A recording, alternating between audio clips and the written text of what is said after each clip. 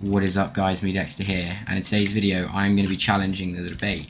Is it better to grind money, or is it better to trade to make money? Now, who is this kid? Oh, he's just got a Lancaster. Okay, so I've come back in the Wild West after about 6 months. I came back with nearly 600k value, I'm going to say, and that is including this prototype, which I will never ever trade away. I will never trade this away. I don't care what offer it is, as it was my first ever auction gun that I bought, and it means a lot to me. Now, I'm currently sitting at, I honestly don't know, 1.2 mil nearly cash, 550k pat, and then maybe 100k in random serial stuff, you know, some lower stuff. And I would say I made about 200k grinding, which took me nearly 4 days. And then I've made probably about $1 million in trading in about 4 days. Just under. Now, of course, this is very situational because there are certain points in the year where the Wild West is very dead for trading. Like, about a week ago, trading was very popular as there was the update hype for Halloween. Whereas now a lot of those traders have gone, so it is a lot harder to make profit in a day. So you rely more on getting lucky with your deals than skill at trading. Now, I found that there are probably about 5 or 6 different ways I've managed to make a fair amount of money. So I'm going to just give you some tips. Now, I will say this, you know, off the bat. Grinding is probably less fun, takes more time, but there's more PvP in it. Trading, you're just sat looking at the Discord server all day, posting in the Discord server, and server hopping in the game. Now, I personally would say don't get into trading until you've got about 150k value, maybe a little bit less. As if you've not even got a Lancaster or a prototype, you are very much going to struggle to make profit. Now, the one item I made the most money off would probably be Lancasters. Just flipping Lancasters, as at certain points of the day you can pick them up in the auction house for under 70k, and you can sell them in the trading server for about 85k. Of course, it does help that I've got a lot of cash, but it also doesn't help because you always want a bunch of items. So realistically, I should have maybe 2 or 3 Lancasters, 2 or 3 prototypes, and then maybe a couple 100k in cash. That way I can always offer on something. And realistically, you want a bit of everything as well. Don't get bulk. Like I've got a bunch of instruments I'm trying to get rid of. Don't get bulk like instruments. The only reason I had them is because they were in my bank and I wanted to sell them. You want things like event items. A lot of people don't take event items. Like a lot of bigger traders, like if you're trying to, you know, offer for a Patterson or a Spitfire, they won't take event items. However, they are very easy to flip early on. You can pick them up very cheap, and if someone's looking for it, like something as stupid as the occult sword off, I sell them for 10k each. I buy them for under 10k. But if there's someone that's trying to complete their occult set, you know, they've got the mule and they've got the occult lantern, but they just don't have the sword off, they may pay a lot more for it. They may pay, you know, 15, 20k for it. And that is pretty much the same with just about everything.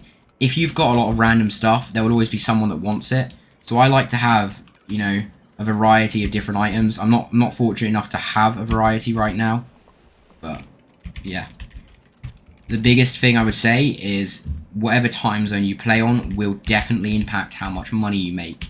I play on an English time zone, so I don't make that much. But if I stay up late or I'm, you know, playing early in the morning, I make a lot of money. Early in the morning, English time zone is the best time for the auction house because it's dead.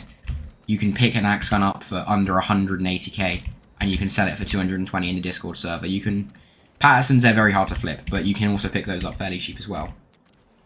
What I will say stay away from is all instruments. It doesn't matter what serial, stay away from them. They are too hard to sell. And I've had my fair share of low instruments. I've had so many sub 1k instruments, 400 serials, 500 serials. They suck to sell. Honestly, it's very hard to make a profit on them. The best thing you can probably flip early on are Lancasters and prototypes. Cursed Volcanics. If you can get them as part of a trade, then yes, they're easy money. But I wouldn't recommend you pay cash for them, as the tax that you have to pay on buying them can almost diminish your profit. I would say also don't lose enthusiasm for the game. You know, the first week is going to be the hardest part of this game because this is a very in-depth game. It requires a lot of energy and it requires a lot of skill. And you have to put in the work. If you don't put in the work, you're not going to get anywhere. So I've got friends that, you know, they started, you know, they came back to the game around the same time I did, and they've only just got on one Lancaster or one prototype, or the value of 2 of them. And all I will say is, doesn't matter really what you've got when you start trading, it's how hard you want to work. My goal is to get a Spitfire by Christmas, as well as still owning my Patterson, prototype, an axe gun, and a Lancaster. And maybe a Kukri, but I really don't like those. And you just have to set goals. Right now, a Spitfire is like 4.5 million. If you look at my inventory value, it doesn't even reach half of that. But my next goal is just to hit 2 million cash. Not a very big goal, but it's a goal. Now, the best way I've also made money is, rather than posting prices, I put offer. Yes, this means there'll be less people DMing you, but as I said earlier, if someone is looking for something, they will overpay for it. So if you just put that you own all these items, if someone wants that item, just say, send me an offer. And chances are they will offer you a good offer. As well as that, in the chat, a lot of people tend to put, I'm looking for this. So, you know, just keep looking at the chat, really. It's not hard to make profit in the Wild West, it's just hard to get in the grinding mood of the Wild West. If you're in the headset that you want to make profit, or the mindset, you're going to make profit. Whereas if you give up too soon, or you don't want to put in the time and the effort, you're going to get absolutely nowhere. Now, I believe trading greatly outweighs grinding. Grinding is not fun, specifically deer hunting, mining's been buffed, and robbing just doesn't make you a lot of money anymore.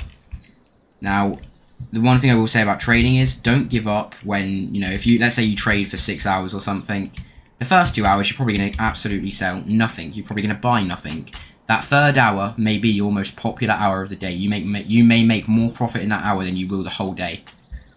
However, that is what trading is like. You trade for 6 hours, first 2 hours are dead, third hour is absolutely amazing for selling, fourth hour is dead, fifth hour you buy a lot of stuff really cheap, sixth hour you sell a couple of things, and then repeat.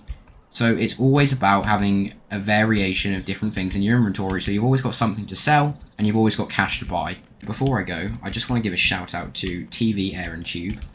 I recently bought his Patterson off of him, and I told him I'd give him a shout out. He is a Wild West YouTuber, he does quite a lot of cool videos, and he's actually done a couple of videos that I've wanted to do, but he managed to beat me to it, so he is a really good YouTuber, his videos are quite good as well. And he's got quite a lot of plans and quite a lot of things that he's probably going to bring out in the next couple of weeks. So be sure to check out his channel, as he does quite a lot of stuff. He does like reviews on guns, you know, how to get videos and everything like that. And also stay tuned for a video of every auction gun other than Spitfire, because that'll be my next video coming out, hopefully. But yeah, he is a good YouTuber, and I want to work with him on a couple of other videos, because I've got a few ideas that he may like. But yeah, have a good day guys, and stay tuned for the next video.